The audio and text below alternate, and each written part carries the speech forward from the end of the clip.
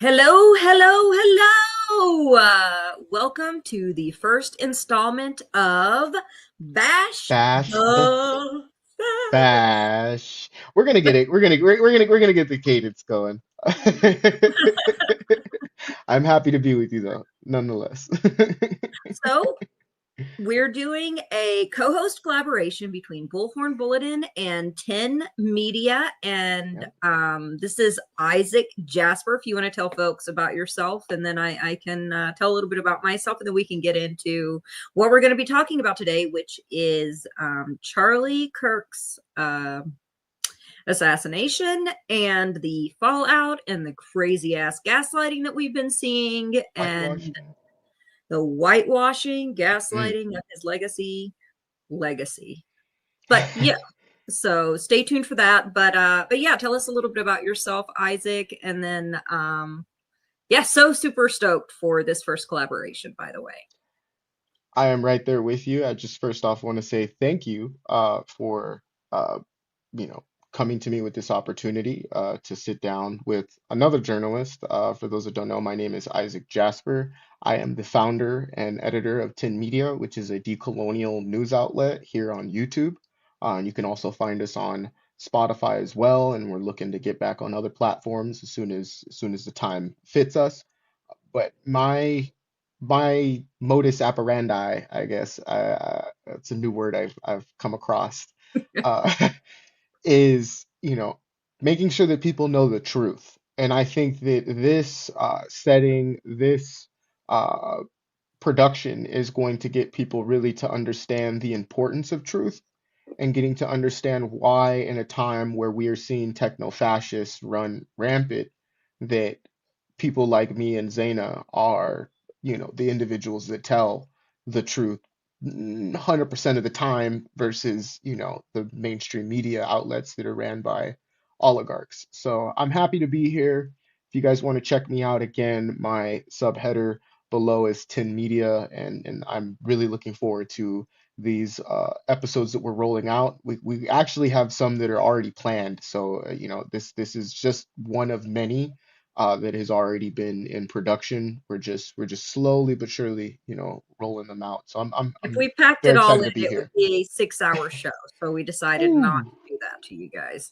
I decided not to do that to myself as well. For those that know, over on Tin Media, if you're watching this through the YouTube channel, I used to do 6, 7 hour shows. So yeah, I can understand that spacing this out is key because we are currently looking at an individual that has been glorified, has been at this point monopolized, capitalized off of not just his assassination, but his said, fact that we have to use this term because normally when we hear the term legacy, it is connected with positivity, and in this case, this man, there was nothing positive about him, and so yeah, 6 hours would be cool to do, but I think spacing this out the way that we have is the best way forward.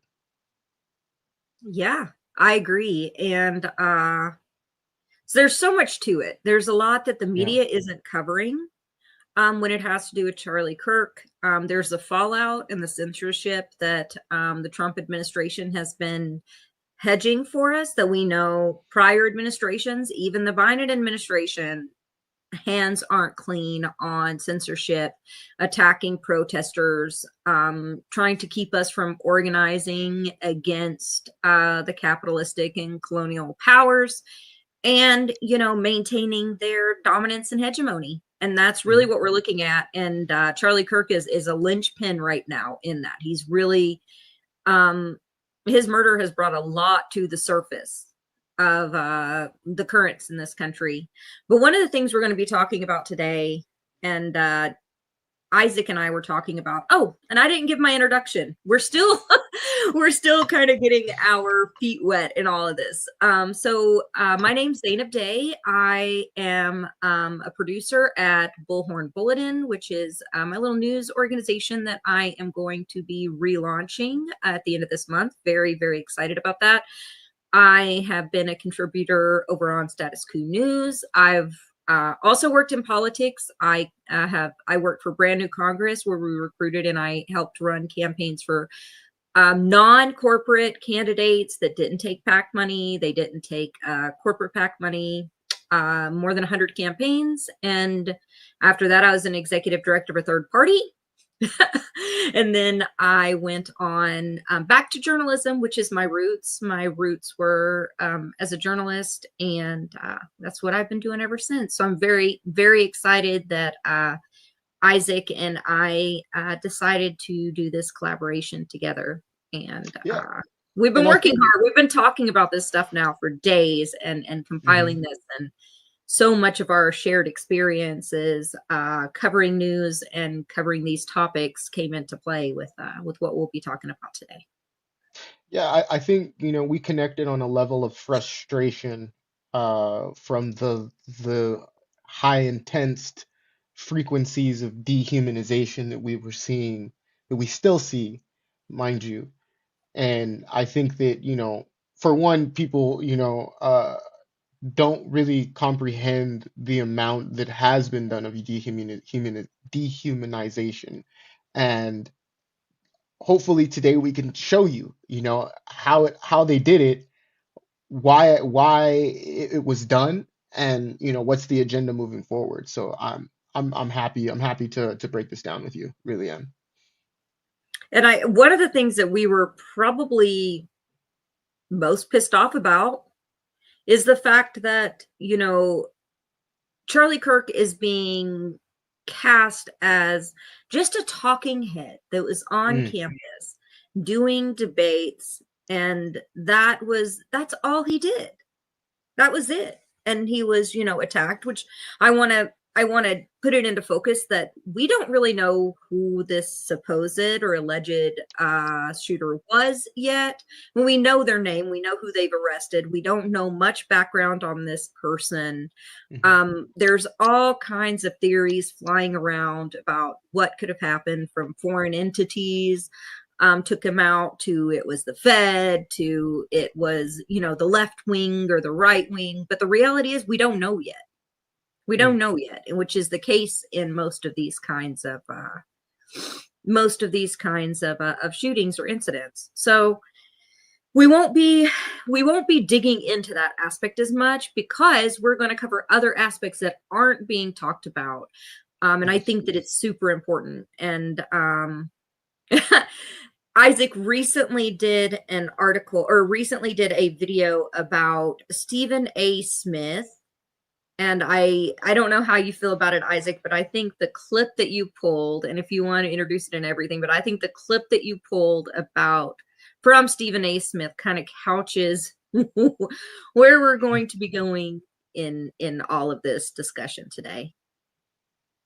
Yeah, Stephen A. Smith, unfortunately, has fallen victim to black conservatism, to aligning not just his pockets, but also his what's left of his intellect with the oligarchical class, and he finds it very uh, apropos to do their bidding. Ooh, Uh, fancy word. yeah, right.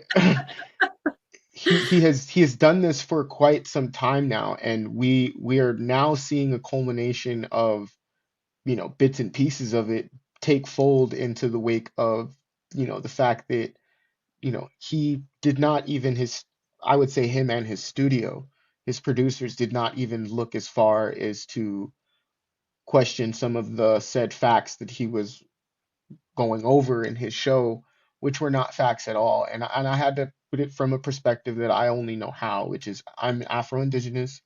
I am a Pan-Africanist. I subscribe to scientific socialism, and I do not believe that we need to be sucking up to oligarchs, the same oligarchs that demonize and oppress us. And I think that that line is very clear.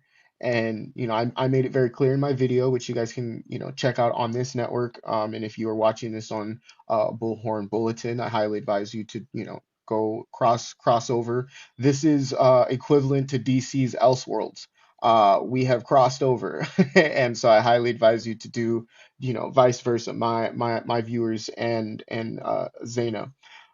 I I would like, if we could, let's start with that clip of him, before I get into anything more, because it's very telling. It's very telling. Yeah. I care about the fact that a man was gunned down in front of two of his children who are 5 years of age or less. That he's dead at the age of 31. That his wife is a widow. That his children are fatherless. Because his ideas and his beliefs differed from somebody else, apparently. And then I'm going online and I'm seeing people celebrating it. Shame. Shame on you. Props to the New York Yankees organization last night for having a moment of silence. If you're a left winger instead of a right winger, you might not have liked that. You're missing the point. This man was shot and killed from 200 yards away in front of his wife and children and thousands of onlookers who had come to see him, Mr. Charlie Kirk, who had been going from campus to campus, simply debating his ideas against those who might differ from him. That's all. And his life was taken. He's gone at 31 just because he expressed thoughts that differed from somebody else, apparently. And some might blame it because, oh my God, he's friends with the president. And they may not be a Donald Trump supporter. I'm saying bump all that. He's a human being living in the United States of America. This is America. We're not supposed to condone stuff like this. We're not supposed to say it's okay. I don't give a damn who you are, black, white, or anything in between. You're a human being. That's your fellow man and fellow woman out there. That's your fellow brother and fellow sister out there. You got no business thinking like that. And you damn sure have no business doing something as heinous as that shooter who's still on a loose, by the way. So I applaud the New York Yankees for having. This is America. I mean, you know, I think that what he doesn't even understand his own words, you know, towards the end, especially the America part. This has always been what America has done. Sorry, but it is. And, you know, where is that same outrage, Stephen A. Smith, for a Tortuguita, for a Sonia Massey who is slain in her own home, after calling, for help. Where is all of this outrage at? And I think it's even more fitting, because he lied in the beginning. Either he lied or he was not giving articulate, factual information regarding how this happened. Charlie Kirk's children were not there, and we'll get to that a little bit later in the show, and who confessed that. This narrative, one, that he was an individual that debated, and was for quote unquote free speech. He was not for free speech. If he was, then he wouldn't be against critical race theory, diverse equity and inclusion. Equity is being able to have free speech. That's a big part of it, diversity. TPUSA wouldn't have entire programs, which we'll mention a little bit, and that'll be a broader thing that we'll be doing another show on completely. But Charlie Kirk's organization, TPUSA, has 2 different websites for docking K through 12 teachers as well as college professors and administrators. Doxing them if they teach things that people don't like racism existed, and that, no, there weren't, slave owners that treated their slaves like, their own family members. That, and also too, it shows a level of laziness when it comes to journalism and it comes to broadcasting, because these things are very easy to find. It did not take me to have to usher in a freedom of information request. I didn't have to do any of that. This is all over the internet regarding how this man spoke, how his organization moved, and who they operated with to make sure that these agendas were put in place. And like you said, we're going to be going over an episode 2 extensively about TPUSA and their involvement with some very nasty techno-fascists and oligarchs, and where this, where the, and sorry that I have to, use this, but it's, where the money resides, where the money resides. Where is it coming from? What is the dark money? Because it's very visible when you put a spotlight on it. Like I said, the laziness that was there, I think, easy to find information regarding how this, person thought. And I think coming at it from trying to quote unquote, love thy neighbor is not it's not it's not, I'm sorry, but it's not the way Charlie Kirk would have wanted you to handle this, even in the wake of his death, as much as that is Well, a belly laugh.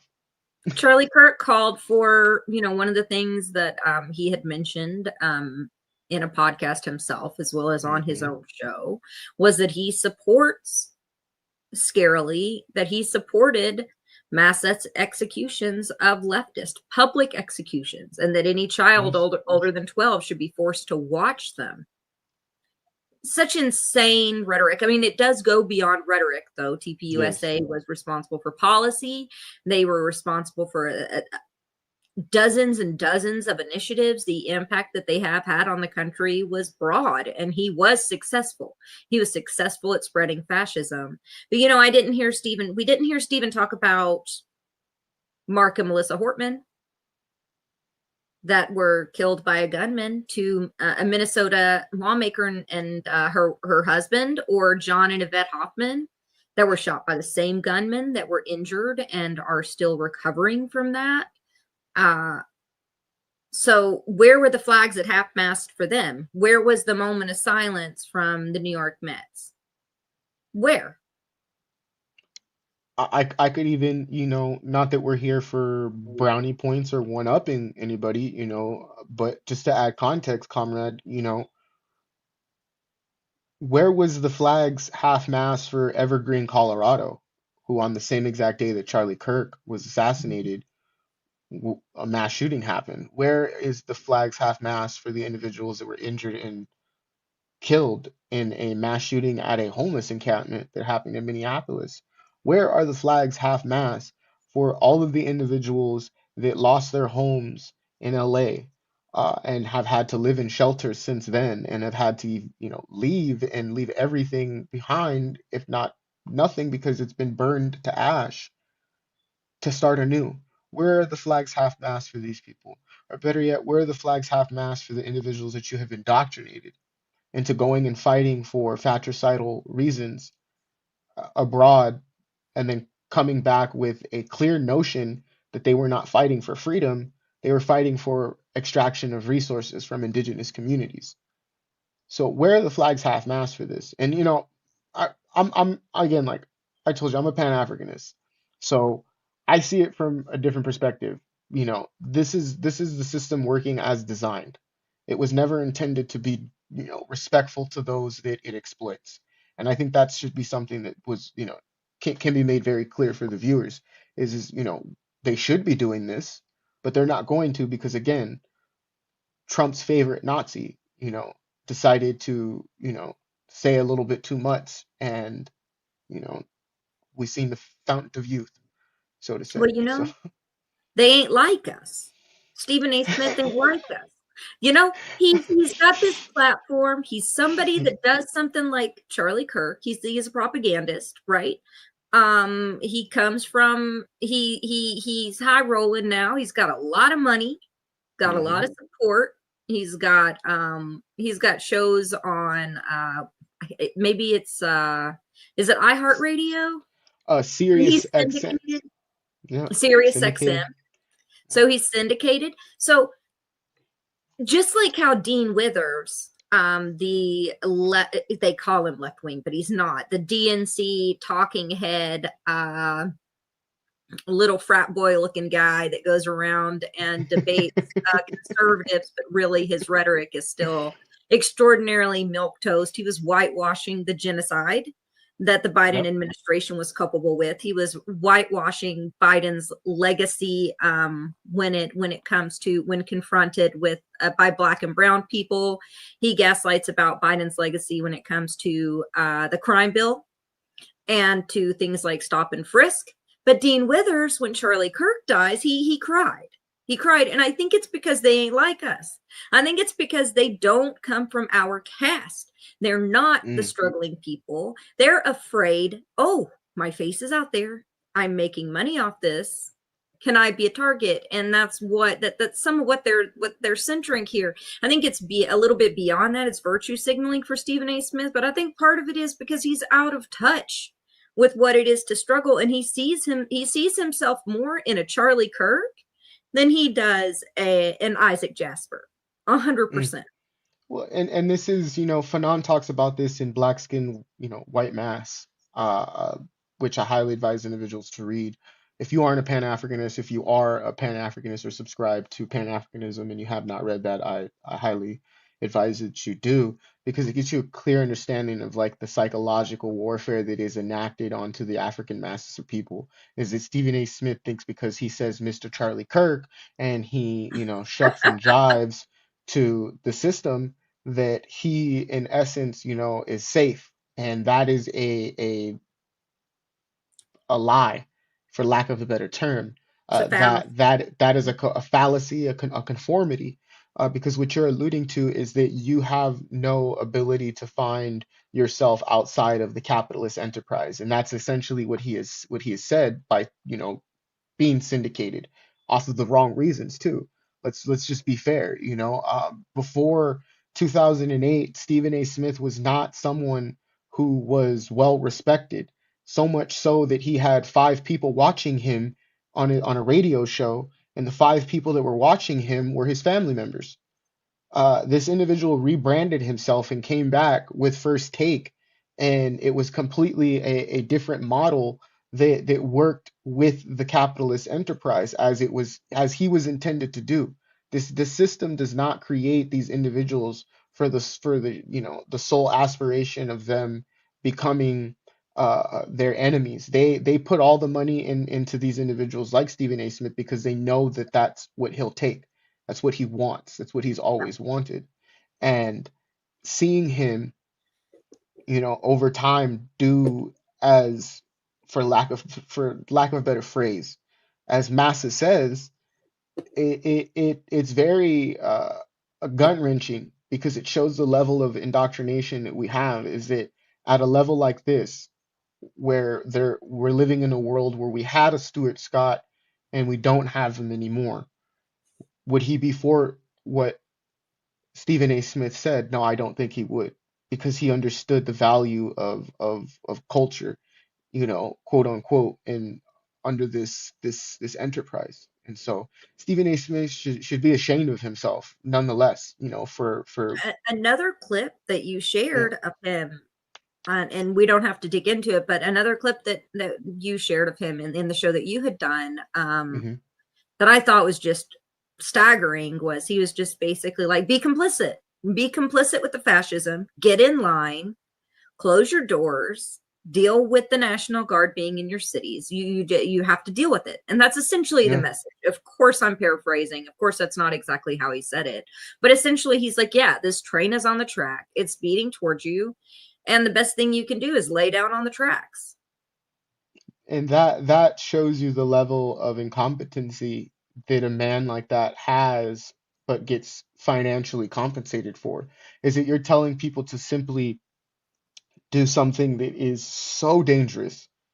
It is so dangerous beyond repair at that point too, because you're indoctrinating people into believing that at any given moment that we see authoritarian techno-fascism on the rise, we just bend the knee for it. When bending the knee, all that does is, it's like adding nitrous to a car. It makes it go faster. It accelerates itself. And I think people don't understand the dangerous levels of even media, how they're utilizing even sports journalists right now, to try and perpetuate a narrative. I want to give a shout out to Chuck Modi and Eton Thomas, The Collision, and there's also another co-host of theirs, and I deeply apologize for not knowing the individual's name, but they broke down a little bit of what we're going over today, and I highly advise individuals to go over there and check that out, because they're utilizing every facet of media to try and perpetuate a narrative that Charlie Kirk was just a debate bro. A debate bro doesn't roll out legislation that got a individual from the African diaspora put on life support after, being being confirmed, deceased, kept them on life support, decomposed practically at that rate, so that they can bring a baby to term. This is the Charlie Kirk that I know. This is the Charlie Kirk that, said horrible things like, Breonna Taylor was a quote whore, end quote. That George Floyd died of a drug overdose and then funded for the harassment of his daughter. I don't know a Charlie Kirk that love thy neighbor the way that they say. Well, we do have a clip. We do have a clip of a montage from Charlie Kirk. If folks want to hear the words straight out of his mouth. To shoot, I think that in regards to, I think we should play that montage. But JD Vance's whitewashing, I think for us is the kind of the cherry on top, because this is coming from the administration that is spearheading at this rate now, this agenda, this techno-fascist agenda, and he's made it seem like Charlie Kirk was just this golden boy of acceptance and love and grace, and that he was assassinated for that reason. As stated, we don't know what he was assassinated for, and we're not here to entertain that. We're here to give the people the chance to be able to see the true side of Charlie Kirk. And I think that this JD Vance clip that we have queued up really puts into perspective how they're trying to spin this right now. Yeah, let's take a listen. Be mindful of time here. A lot of people are very worried about how we got here in the first place. And you have the crazies on the far left who are saying, oh, Stephen Miller and J.D. Vance, they're going to go after constitutionally protected speech. No, we're going to go after the NGO network that foments, facilitates, and engages in violence. That's not okay. Violence is not okay in our system, and we want to make it less likely that that happens. Walk me through, at a high level, like what you and I have been working on, what the whole administration has been working on to try to make sure that we don't reward and promote this craziness. Yes, so it's an excellent question. I said this before, and but it bears repeating. The last message that Charlie sent me was, I think it was just the day before we lost him, which is that we need to have an organized strategy to go after the left-wing organizations that are promoting violence in this country. And I will write those words onto my heart, and I will carry them out. If people ask me, what emotions I'm feeling right now, this is something people say. I mean, you kind of know the answer. There's incredible sadness, but there's incredible anger. And the thing about anger is that unfocused anger or blind rage is not a productive emotion. Right. But focused anger, righteous anger, directed for a just cause is one of the most important agents of change in human history.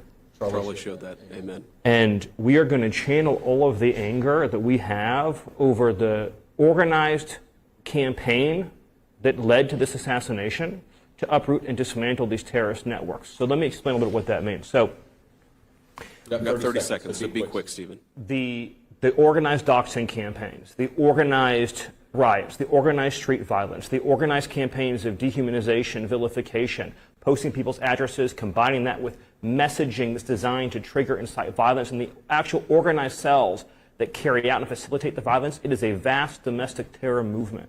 And with God as my witness, we are going to use every resource we have at the Department of Justice, Homeland Security, and throughout this government to identify, disrupt, dismantle, and destroy these networks and make America safe again for the American people. It will happen, and we will do it in Charlie's name. Thank you, Stephen. Don't go away. I'll be joining.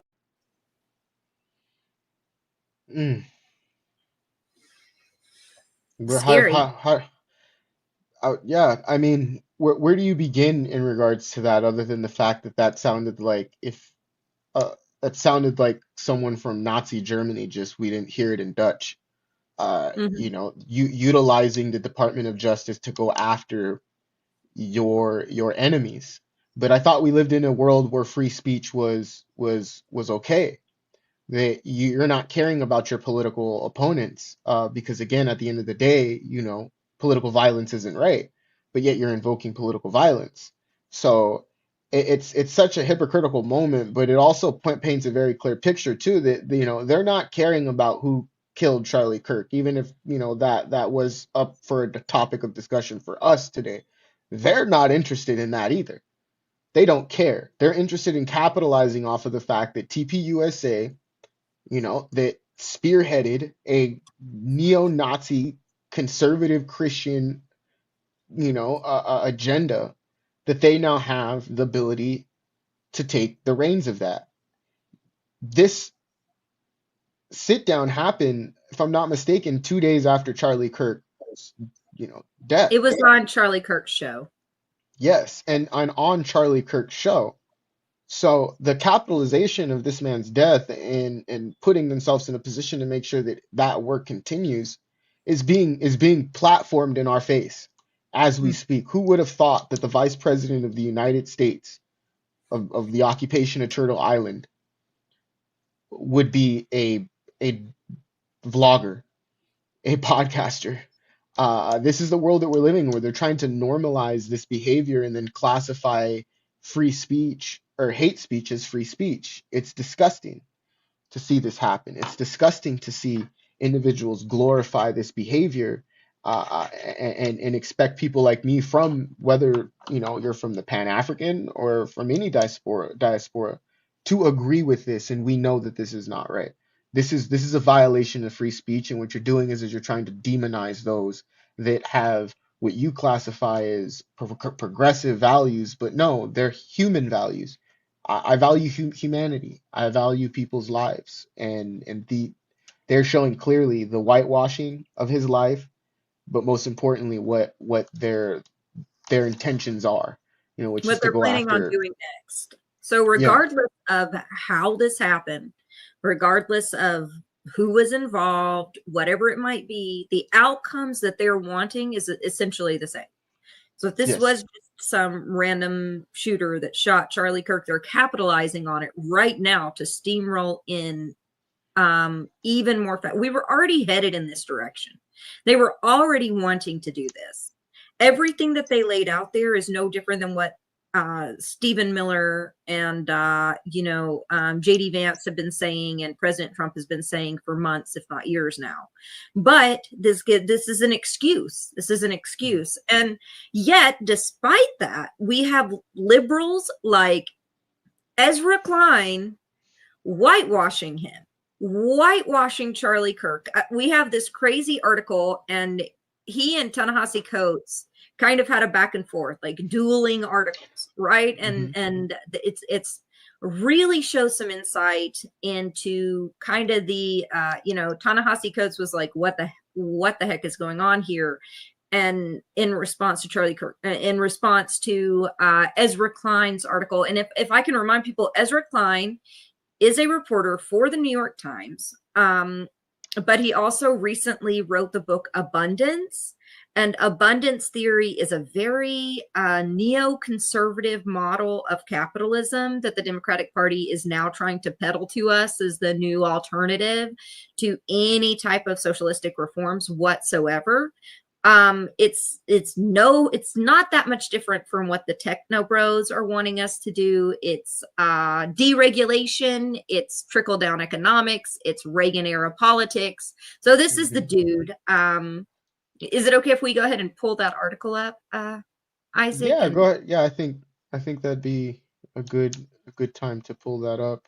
Okay. I thought that this was hilarious, not just the back and forth, but the level of dehumanization regarding those that were actually affected by this individual and what he was a part of, but also the whitewashing of a said legacy, that that should never ever be rewarded.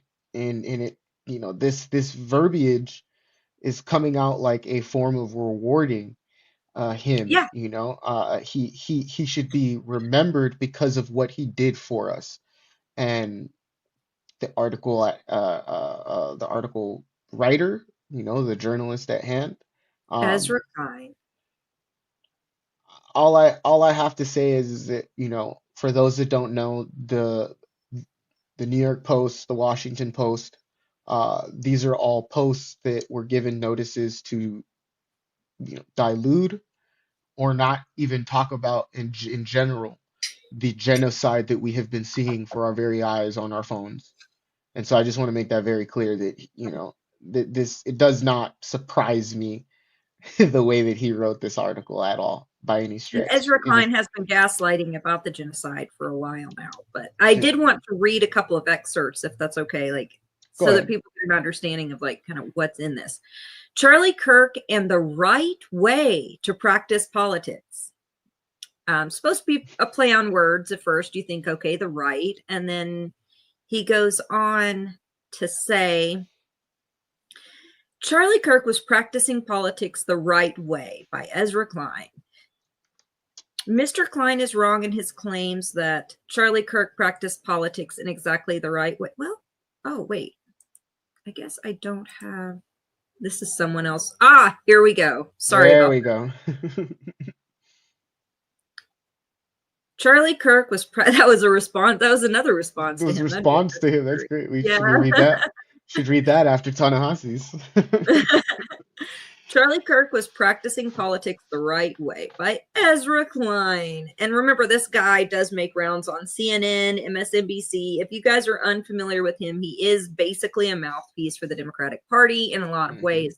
He's a foundational milquetoast liberal. It's really a neoconservative. The foundation of a free society is the ability to participate in politics without fear of violence. To lose that is to risk losing everything. Charlie Kirk and his family just lost everything. As a country, we came a step closer to losing everything too. We've been edging closer for some time now. In 2020, a plot to kidnap Gretchen Whitmer, the governor of Michigan, was foiled by the FBI. In 2021, a mob stormed the Capitol in an effort to overrun the result of the election, and pipe bombs were found at the Democratic and Republican National Committee headquarters. In 2022, a man broke into the home of Nancy Pelosi, Speaker of the House at the time, intending to kidnap her. She was absent, but the intruder assaulted her 82-year-old husband. That same year, Brian Thompson, the chief executive of United Healthcare, was murdered. He goes on to name several other things that happened. And then he goes on to say, you can dislike much of what Kirk believed, and this is where he doesn't acknowledge that Charlie Kirk has in part been an instigator of violence nationwide. And it's very frustrating. So you can dislike much of what Kirk believed, and the following statement is true. Kirk was practicing politics in exactly the right way. He was showing up to campuses and talking with anyone who would talk to him. He was one of the era's most effective practitioners of persuasion. Oh my God. When the left thought its hold on the hearts and minds of college students was nearly absolute, Kirk showed up again and again to break it. Slowly, then at once he did. College-age voters shifted sharply right in the 2024 election. Is that practicing politics in the right way? Is that a good thing, Isaac? By any stretch, those that believe that is the way that you go about making a political career, no. This individual didn't.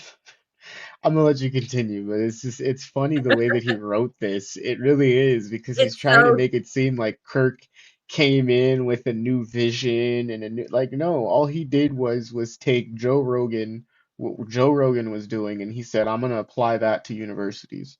I'm gonna put a microphone in front of me, and I'm gonna debate some of the most factual or infactual things and say that they're factual.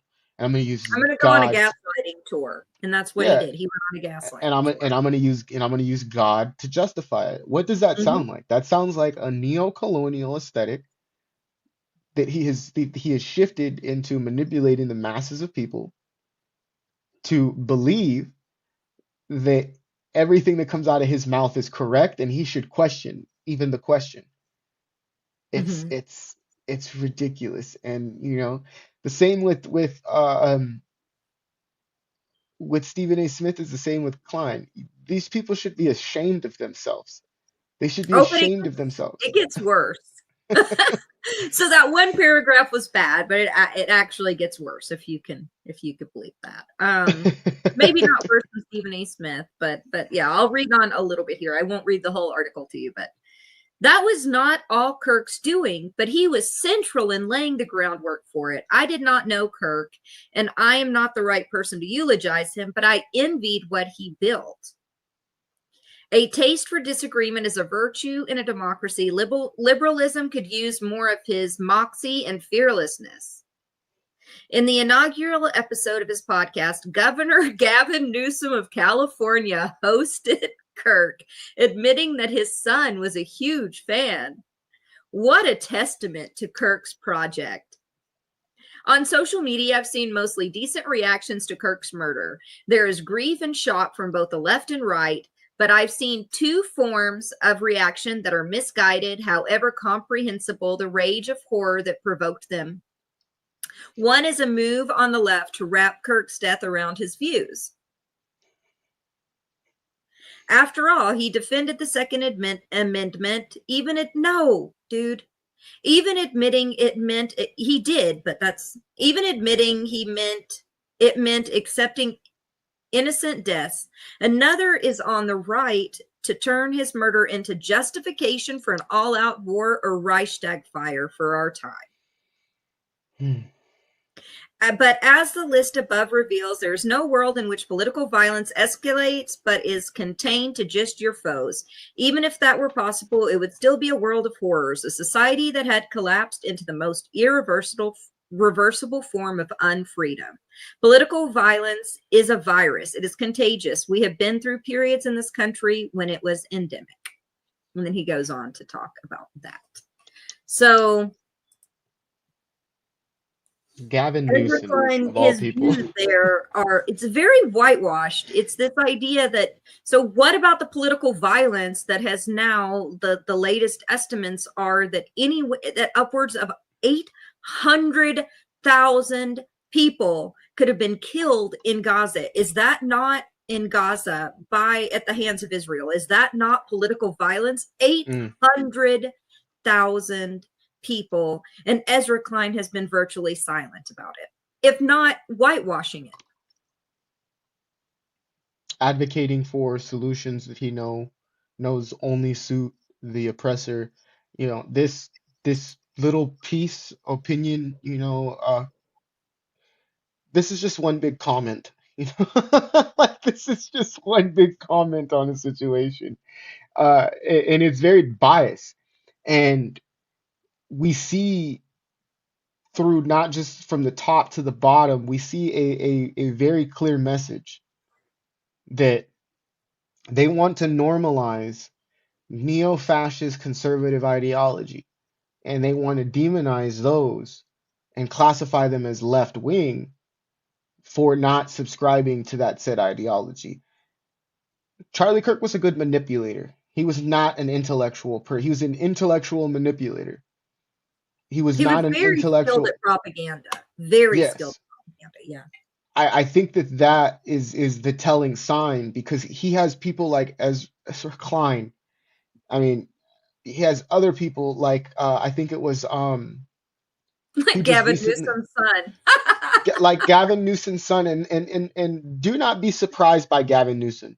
Gavin Newsom has always been a soft tone fascist. That's what he's always been. He will always be a soft tone fascist.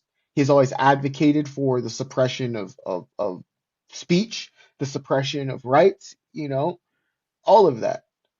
just because he has came out with articles and legislation that has helped, he has to balance that out so that he keeps himself in the position that he's in.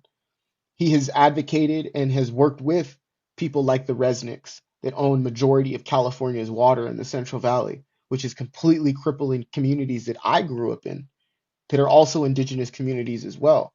The Resnicks are funding a war against Iran so that they can be the major distributors of pistachios, which do not even grow in California. So these are the people that we're working with. And Gavin Newsom, he sucks the toes of these people, figuratively and probably literally.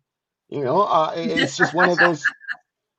It's just one of those. It's an image that you don't want, but unfortunately you have to have because it gets you to see who we're dealing with. And I think one, we have a clip that's coming up.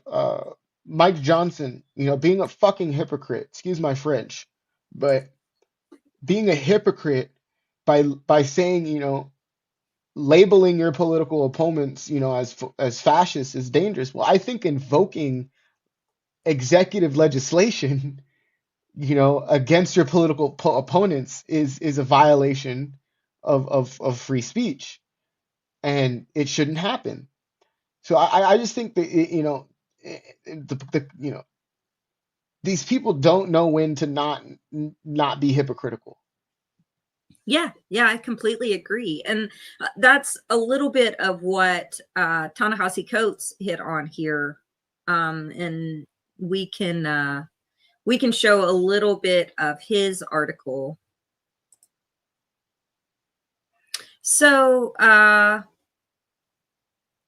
Charlie Kirk redeemed a political class finds its lost cause by ignoring the rhetoric and actions of the Turning Point USA founder, pundits, and politicians are sanitizing his legacy. So Ta-Nehisi Coates goes on to say, before he was killed last week, Charlie Kirk left a helpful compendium of words, ones that would greatly aid those who sought to understand his legacy and import. It is somewhat difficult to match these words with the manner in which Kirk is presently being normalized in mainstream discourse.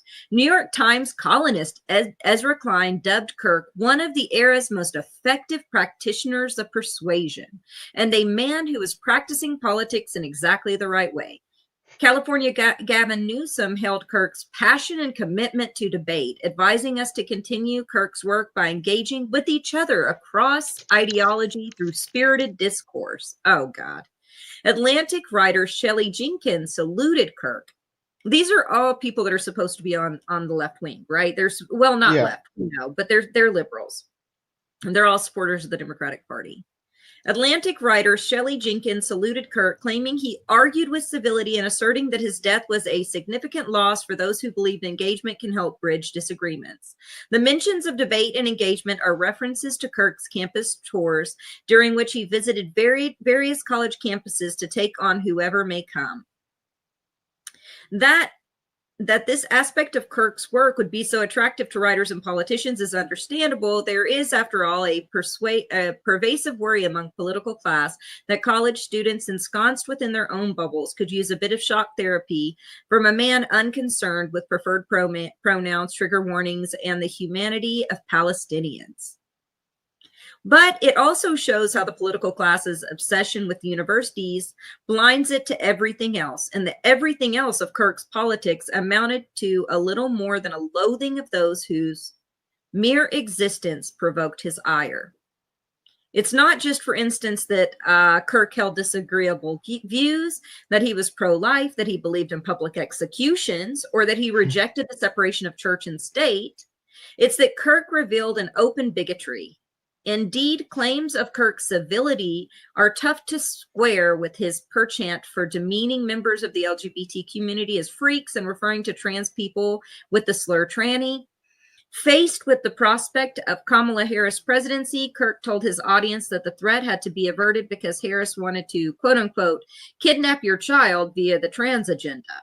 Garden variety transphobia is sadly unremarkable, but Kirk was a master of folding seemingly discordant bigotries into each other when he defined the quote-unquote American way of life as marriage, home ownership, and child rearing, free of lesbian, gay, transgender garbage in their schools, adding that he did not want kids to, quote unquote, have to hear the Muslim call to prayer 5 times a day.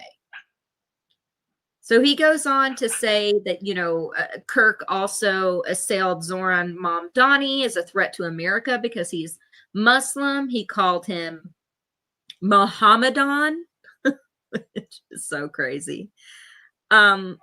He also goes on to say that, Kirk was always talking about black crime. Prowling blacks go around for fun to target white people. He called Yusuf Salon, a New York City councilman, a disgusting pig, accusing him of gang rape because he was Muslim. So he puts, I mean, and this is why I really admire Ta-Nehisi Coates, because, it does not take very much for someone to realize what is going on and for them to swiftly make the corrections that are needed to be made.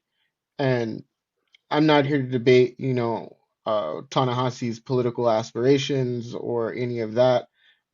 I'm here, to give my viewers and to help out in the process of getting people to understand that Ta-Nehisi is that mofo right now, because he's making sure that people understand this man was not someone who was of good. He, again, like I alluded to in my own personal video, he woke up every day and chose to be a bigot. He woke up every single day and chose to be a bigot. How do we glorify that other than us living under a capitalist system that always has done that? Now, our problem is with the masses of people that have fallen for this trap of stating that Charlie Kirk is just some individual, who was just debating, his feelings. No, he wasn't. I don't think 727 articles of legislation and then some is just feeling. It's just some emotion. No, that is someone who had motive, who had an agenda, who was groomed. Let's also not forget, Charlie Kirk didn't fund this thing by himself. He didn't found it by himself either. Bill Montgomery helped this out. For those who don't know, Bill Montgomery helped him found it in 2012, for which started, and now he spearheads with his wife $85 million plus in revenue, of which tens of millions of dollars is just, nowhere to be seen, not accounted for. It's there, but it's not accounted for. We don't really know what it's being used for. Spearheading a whole entire organization that now wants to roll out, putting these institutions in all of the high schools. So what does this sound like? This sounds like that them. is one thing that he does mention. Ta-Nehisi Coates does mention TPUSA in his article. That they are spearheading an agenda that is very much identical and in a very scary way to the youth groups that they created during Nazi Germany, that put little German boys in Gestapo uniforms and in Nazi uniforms and made them, shoot innocent people or hate, Jewish people, hate people of color, hate people whose face wasn't white and their hair wasn't blonde and their eyes weren't blue eyes, and to hold them to a high standard of superiority. I love that Ta-Nehisi Coates is putting this in where it should be. Do not glorify Nazis. When have we, as a diaspora, as a leftist caucus, as a scientific socialist, group of people that aspire to these ideologies, when have we ever done that? Now, the system in of it itself has, but the question is when have we individually or collectively as a resistance glorified or took a moment of silence for our ops, for all the young ones out there? When have we done that? I don't think we have. And I think the message is clear through not just this article, but what we're talking about here. That the truthful narrative is that he was a bigot, and that's how we should see him as a bigot. Classification under neocolonial, you know. So I'm not surprised, you know, and him calling Yusuf Salam, again, for those that don't know, Yusuf Salam was a member of the Central Park Five. The Central Park Five were demonized, they were oppressed, and they were held for being innocent of a crime that Donald Trump even then said that they committed and that they should be held and tried as adults for what they did to someone that they didn't do. This is the world that we're living in. The person that said that back then is now the president of the United States.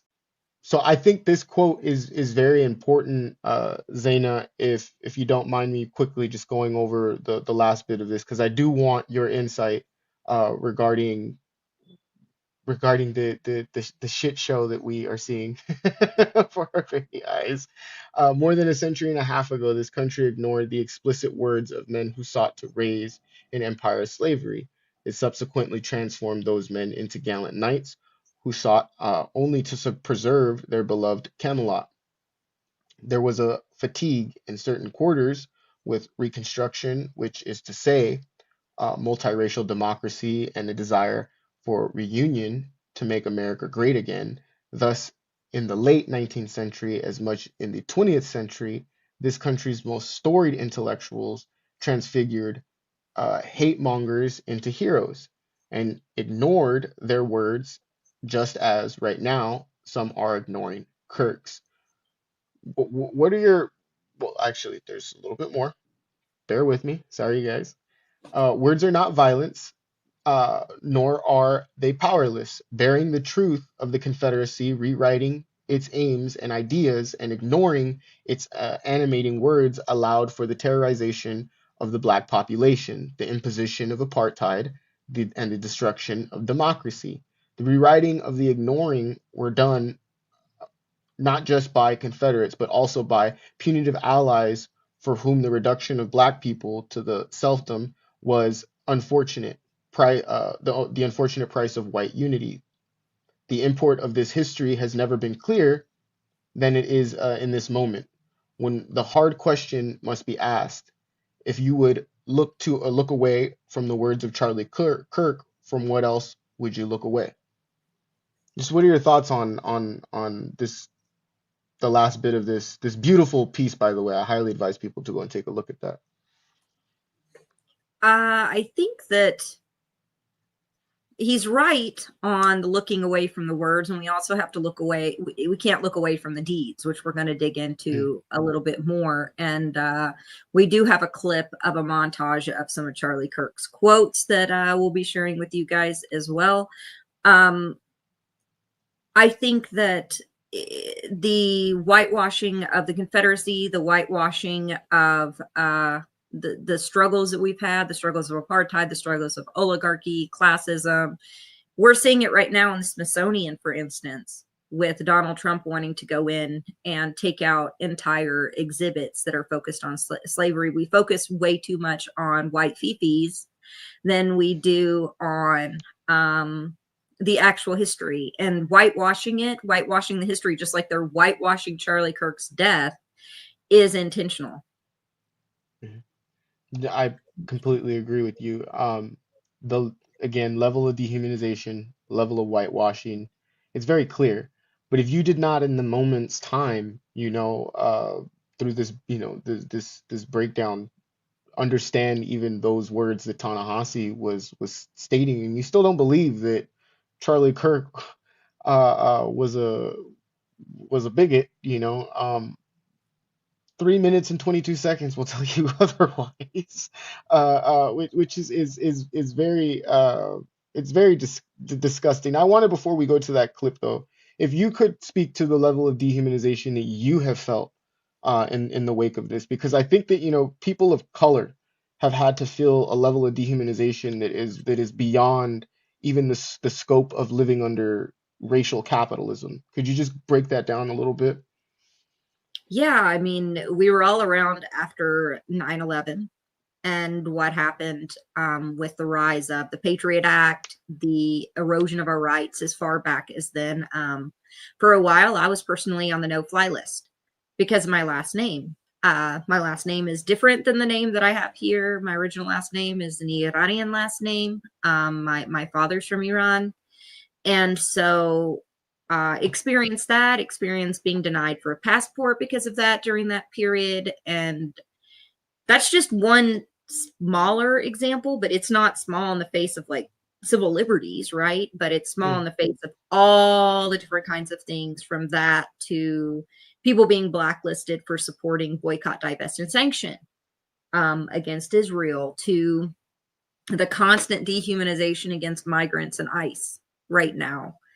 Department of Homeland Security's Twitter X page looks like a 4chan from 2012. It was friggin' 4chan memes up there, man. It's embarrassing from the White House. And whitewashing his legacy is just some rhetoric is dehumanizing, because it basically says that people like me and you, and the struggles that we have and the struggles that our generations have had historically, doesn't matter and isn't important and doesn't even really need to be talked about. In fact, it needs to be buried and hidden. I don't know. How do you feel about that? I'm right on the, I mean, we're in the same boat, just we're on different sides with, with different paddles.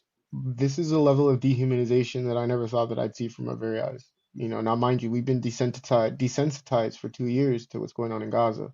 So there is a level of me that just is numb to this. I've had to see headless babies, actual headless babies.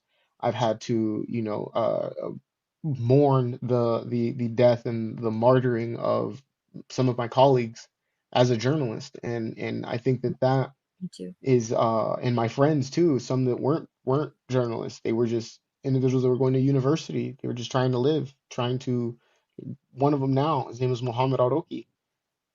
All he wants to do is teach English. Imagine that. The language that's currently oppressing you, all he wants to do is teach people it. And they're stopping him from doing that. So I'm right there with you. This level of dehumanization is beyond And Charlie comprehension, I Kirk is think. one of the ones that actively dehumanized and has dehumanized Palestinians for even before October 7th, for years now. He's been dehumanizing anyone who's Middle Eastern, anyone who's Muslim, the Palestinian people, migrants to the United States. Yeah. Yeah, I don't, again, we've broken down the whitewashing. Now I think it's pretty clear for you guys to see for your very eyes if you are watching, and thank you guys for watching too.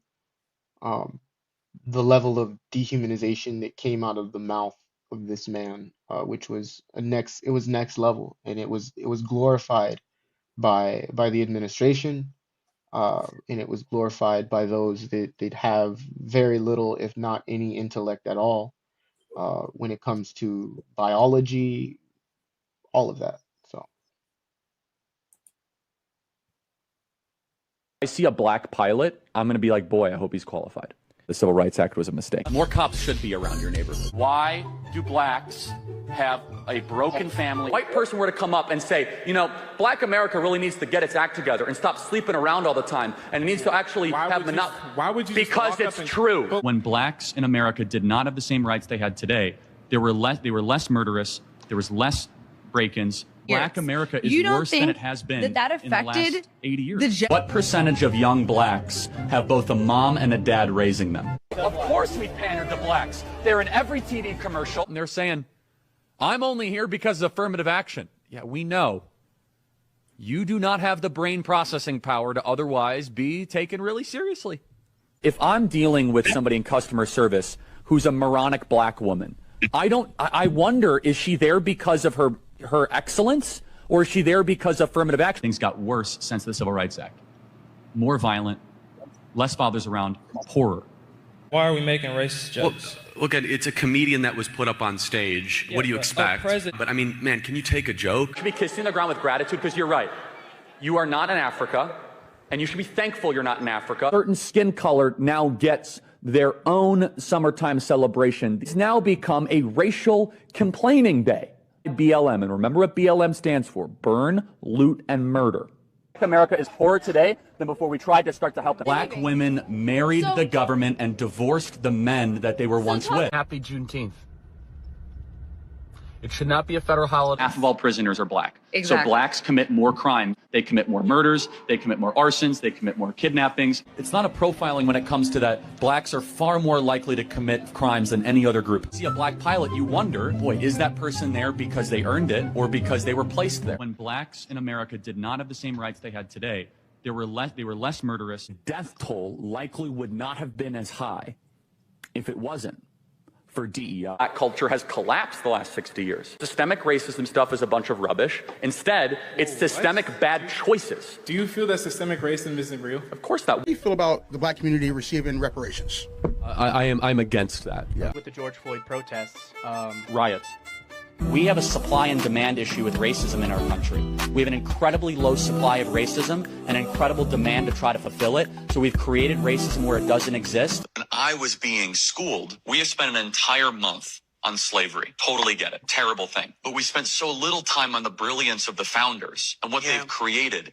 Is it about contemplating the good, the true, and the beautiful, or is it about being a gangbanger and trying to get as much money and sleep with as many girls? Time for us to stop listening to rap music and this degenerate hip-hop stuff. Can you clarify your definition of critical race theory? Call everything racist till you control it. And we decided to basically usher in the Civil Rights Act as a new anti-racist dogma creed. And I find something fundamentally wrong with that. What would you say is the biggest non-issue that people make out to be a massive issue? Okay, great. So I would say, it's not a surprise what I would say, racism.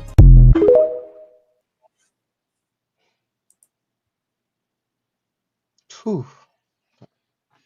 Man, I wonder what it would look like if we did a tally of how many times he said the word blacks. So this is funny that you said that. Because every time that he went on his live, he had something derogatory to say about the African community, and that was 3 minutes of 31 year or of 10 years of him talking the way that he did and advocating for the inhumane and dehumanizing legislation that has been rolled out before his assassination. So it makes you question, Zaina. Are we the crazies for thinking this way? I don't think so. I don't think we're crazy at all. I think we're truth tellers. We see these people for who they are and who they always have been. So yeah, and he's said he's talked about women being in the kitchen and being subservient to their husbands, that on a regular basis. He said that marital rape can't happen. He said that children, that even if his daughter was 10 years old and she was sexually assaulted and she got pregnant, that he would expect her to carry that child to a term. He said that transgender people shouldn't exist. He said that, it's just a mountain of hate. That every Muslim should be deported. He, like I said before, he's advocated for public execution of leftist.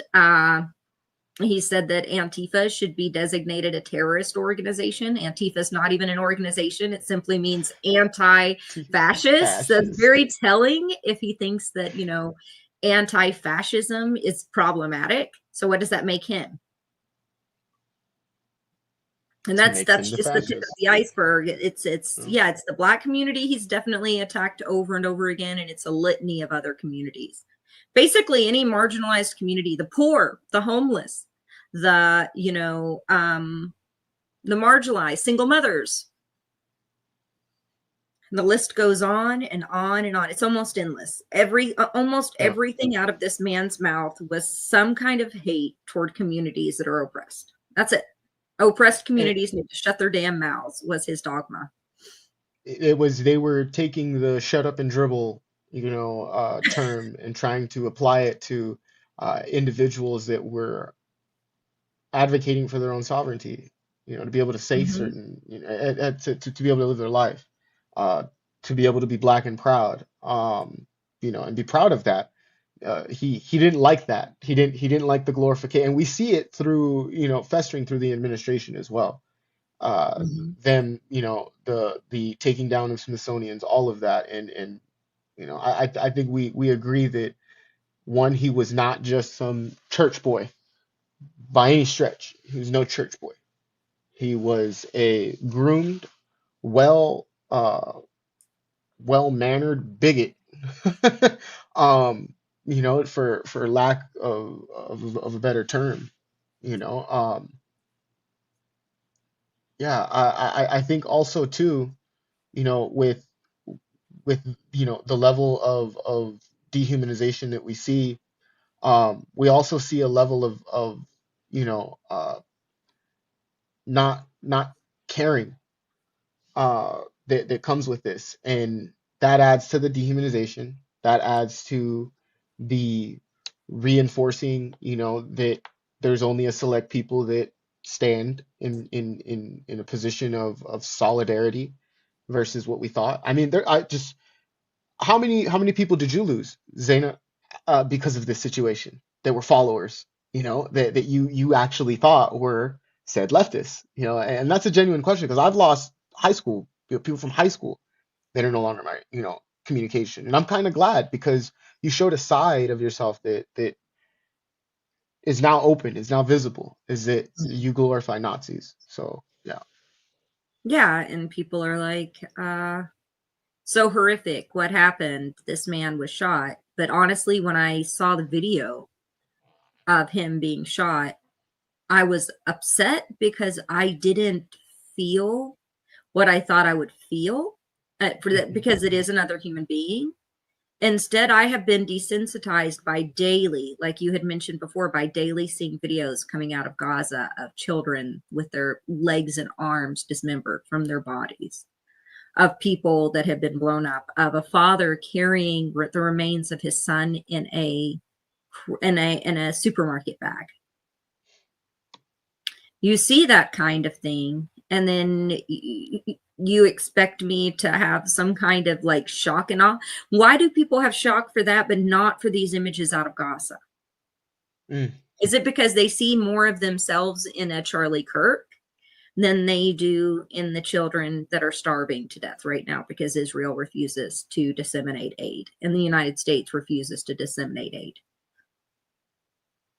Yeah, and this is a part of a clear agenda, especially moving forward. And I think that this kind of rolls us into our next talking point segment that rolls us down this, unfortunate, not a party train, but a truth train of setting the record straight. We have people out here saying that he was a golden boy and that he was, someone who should not have, and I'm glad that you bring this up, Zaina, that I did not feel the way that I should have felt in the wake of this because of that desensitization. And I think now more after, I'm kind of glad that I'm not feeling for him because I should not. And they want us to so desperately right now feel that we have some connection to his lifeline, when it's the exact opposite. He wanted no one to have any connection to his lifeline that was of a color.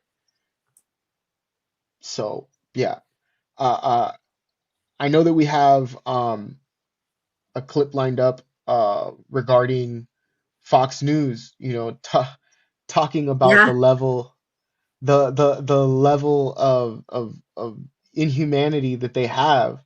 They then want to question us for simply making memes, but you're advocating for what? And this clip is going to get you guys to see very clearly just the hypocrisy. Yeah, and this is from Fox and Friends, and it's galling. It's very scary. They have given billions of dollars to mental health and the homeless population. A lot of them don't want to take the programs. A lot of them don't want to get the help that is necessary. You can't give them a choice. Either you take the resources that we're going to give you, or you decide that you're going to be locked up in jail. That's the way it has to be now. Or involuntary lethal injection or something. Just kill them. Yeah, Brian, why? Involuntary lethal injection. Zeynab, this is, if I'm not mistaken, the same network that's telling you to feel sympathy, right? Somebody seeing this, and then at the same time having to cover things like Tortuguita. How do you, in the wake of this, comprehend the level of hypocrisy? It's astounding at this point. It's astounding. Well, I know you, like me, covered what happened at the Stop Cop City protest in Atlanta. And for anyone that doesn't know, Tortuguita was one of the protesters. He was sitting down cross-legged with his arms in the air, and that's what the autopsy showed. And he was shot 19 times by police, an unarmed man, at an encampment trying to prevent a facility that was right outside of neighborhoods of Black people, that was going to be one of the largest training facilities, police training facilities in the U.S. Not to mention, these police officers were going to be also trained by IOF soldiers from Israel. They assassinated this man. There were no, I didn't see any flags half-mast. Did you? For Tortuguita? I didn't see tears from Mike Johnson or Brian Kilmeade or any of these individuals. I didn't even see a response from the Biden administration other than charging 62 individuals on the ground there where it Stop City protest with RICO and terrorism charges. Guilty by association, because Joe Biden had created a policy that was so broad regarding domestic terrorism that he spent most of his time he didn't target Patriot Front. He targeted left-wing activists. 62 people charged. And currently right now still are facing charges, for like you said, by association, for simply just standing up for what is right. And may Tortuguita soul rest in peace, and knowing that the fight that was left behind was picked up, and the level of dehumanization will not go unnoticed, and it will not be put in a position to be glorified either. Again, you want me to feel bad for a Nazi, but yet you're advocating for the euthanization of people who just want to eat, people who just need a home, who need mental health services. This is not right, and this is not a society by any stretch. This is a dystopia. It's not so far from Gavin Newsom removing encampments with homeless people's encampments with his bare hands. So don't get us mixed. Both parties walk down this path. Yeah. Gavin Newsom, I think in a matter of 12 hours, eradicated homeless people so that China could have a visit to San Francisco. Yep.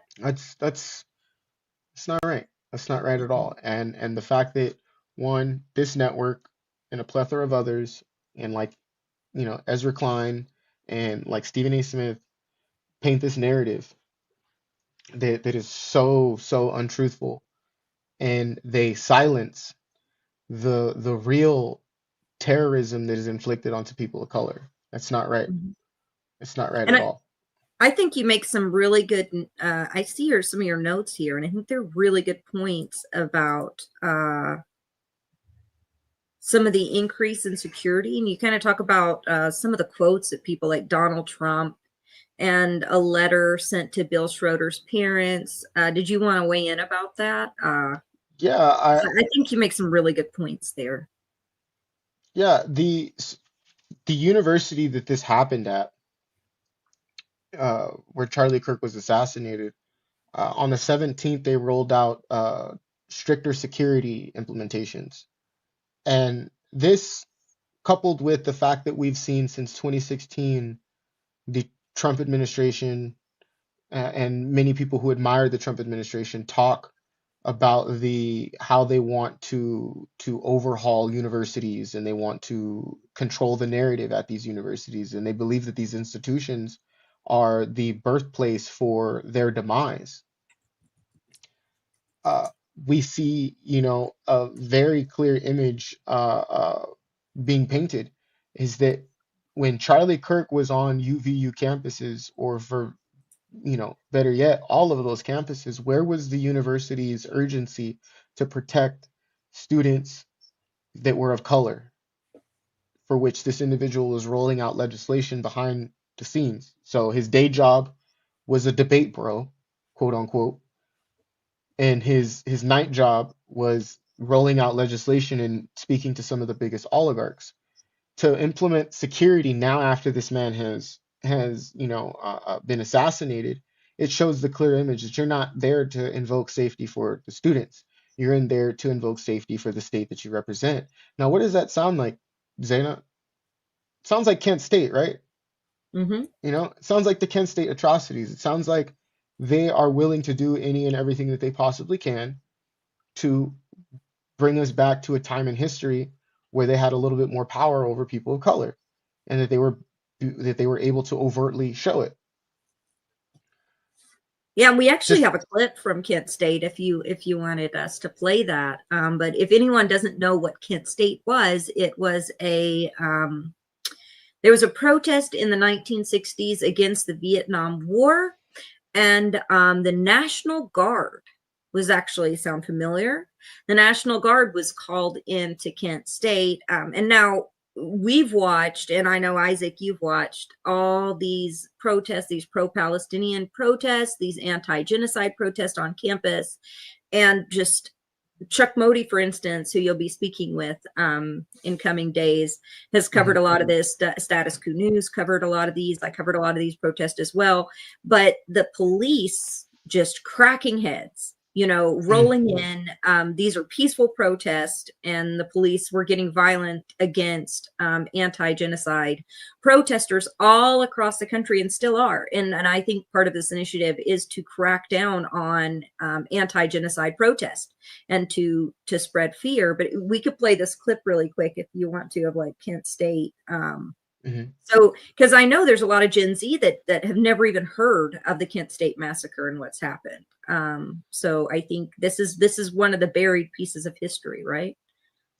I would say so, yes. And before we play this clip, I want to piggyback off of, the important facts that you laid out, is that this same rhetoric the same history is like being rolled out. This is a quote from Howard Means's an excerpt from 67 Shots by Howard Means, which goes over the days before, the days of, and the days after the Kent State atrocities. Quote, "A letter was sent to Bill Schroeder's parents, read in part, 'There's nothing better than a dead, destructive, riot-making communist, and that's what your son was. Be thankful he is gone.'" This is an individual that died during the Kent State atrocities. For those that don't know, people were sniped. Yep, the National Guard were on rooftops snipering people. Now, unarmed protesters were being sniped by the National Guard. Yeah, and this is what Trump wants. Mind you, Trump had alluded back in 2016, by stating, I could stand in the middle of Fifth Avenue and shoot somebody and I wouldn't lose any voters. This man firmly believes that implementing such behavior onto our youth will not serve him any accountability. He will not be held accountable for this. And I think, me and Zaina, which thank you for tuning in, to bash the fash, Bullhorn and Bulletin and Tin Media Production. We're here to tell the truth, and we're here to hold him accountable. And again, for those that don't know, Kent State atrocities is what they want to make all over this occupation right now. They want them, and they're going to use TPUSA to make sure that happens. Yeah, absolutely. Let's take a look at what happened for those who have not seen this. Older folks, this will jog your memory too. Yeah. Leave this area immediately. And all of a sudden I heard the shooting.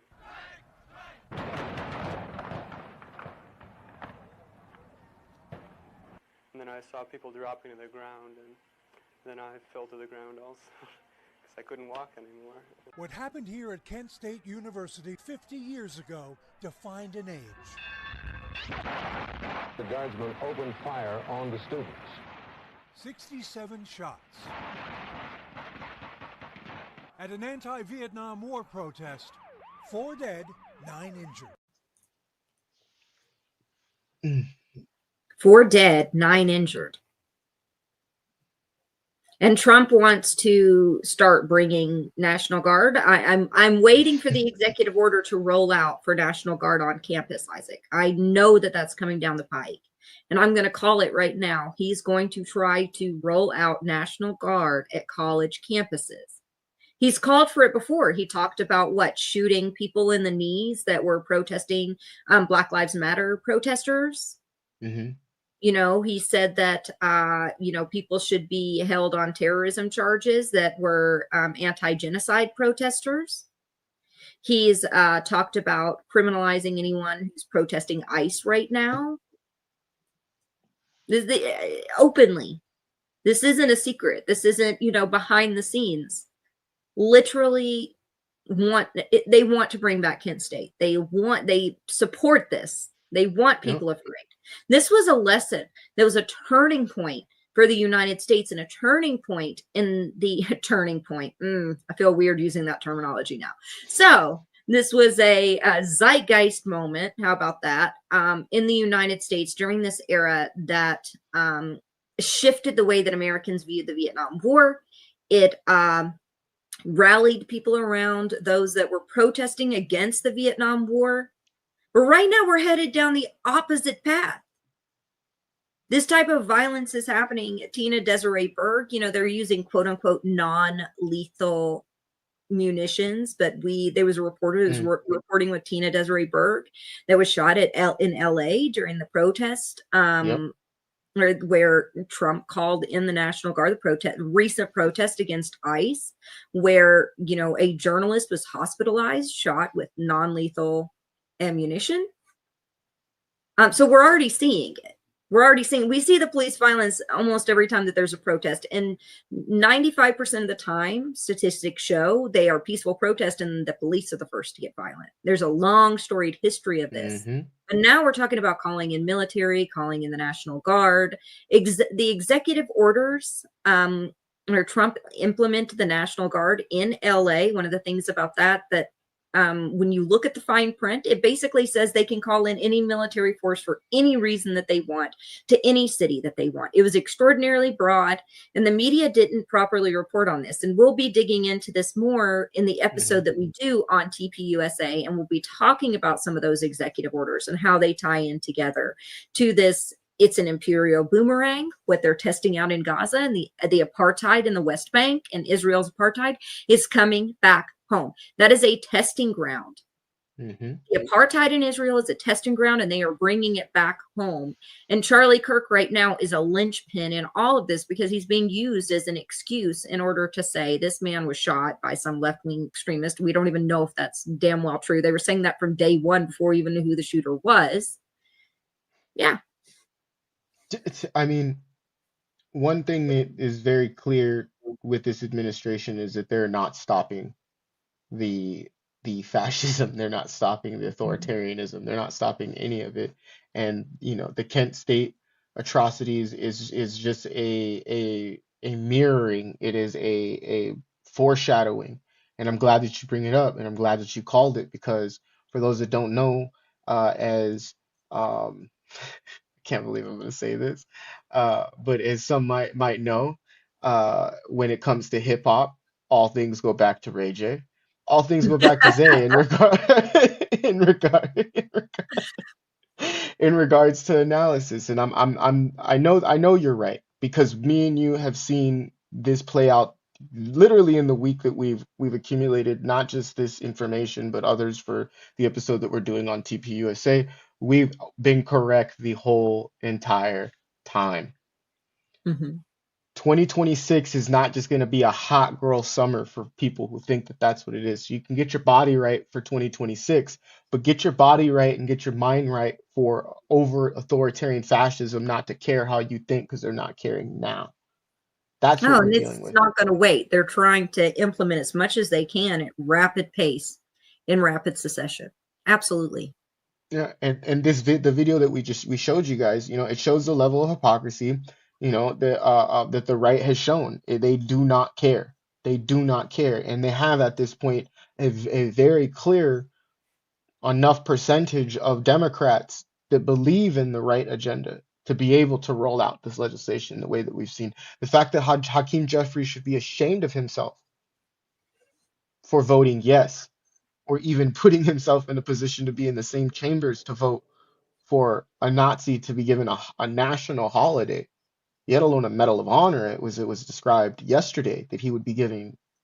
I don't see this, but it's hypocritical. A holiday. That's so crazy. Think about that. Think about that.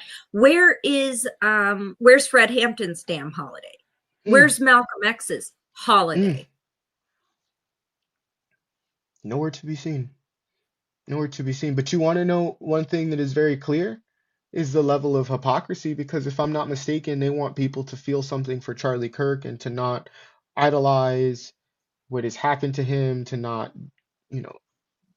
make fun of it, or that TPUSA is just a club. They just play cards. It's just a nice college campus club. No, a nice college campus club does not it's not basically the KKK guys, For those that don't remember, I'm going to say a name that has been lost to a lot of people. Kyle Rittenhouse. He was propagated. He was put up. He was funded by TPUSA. And I think that this is funny because we have people being, and I know you have a clip of someone being arrested for making fun of Charlie Kirk. And this is the level of free speech that they're trying to attack at this point. Is that they're putting people in positions to where they cannot advocate for free speech or advocate their free speech. But is it really free speech, or is it selective speech that you're trying to invoke onto people? They're only allowed to say what you want them to say. And I just thought that this was funny, but I also thought the comment that was made after by someone was even more funnier. And I have comment to that, but this is going to turn out to be where everybody's just going to be arrested for what? For not being able to say that they hate Charlie Kirk?